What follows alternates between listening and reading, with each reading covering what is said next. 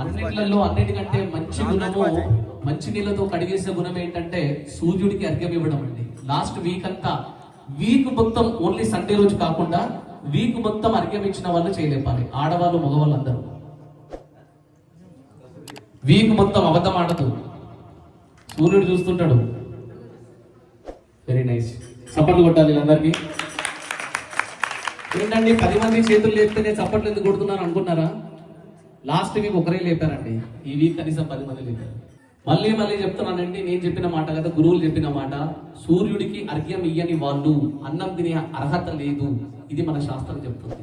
Sorry ఇట్లా అంటున్నందుకు, ఎందుకంటే మన ఫిజికల్ ఫాదర్ని మదర్ని చూసి గౌరవిస్తున్నామండి, బట్ యాక్చువల్ ఫాదర్ సూర్యుడేనండి. మనకి భూమిని చీల్చుకొని లోపలికి వెళ్తున్నాయి ఆయన కిరణాలు, అక్కడి నుంచి చెట్టు మొలుస్తుంది, అక్కడి నుంచే మనకు ఫుడ్ వస్తుంది. తినే రైస్, గోధుమలు, మనం తినే ఫుడ్ అంతా కూడా అక్కడి నుంచి వస్తుంది.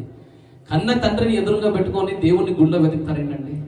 మనందరికీ కూడా కనిపించే ఆది నారాయణుడు, మన వేద నారాయణుడు సూర్యనారాయణుడే. సూర్యమండలంలో భగవంతుని చూడలేని వాడు ఎక్కడ భగవంతుని చూడలేడు, గుర్తుపెట్టుకోండి.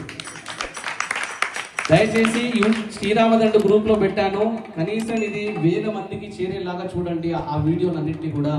దయచేసి సూర్య అర్ఘ్యం ప్రతి ఒక్కరూ ఇవ్వండి. మళ్ళీ నెక్స్ట్ వీక్ అడుగుతాను, కనీసం ఒక 20 చేతులైనా లేస్తే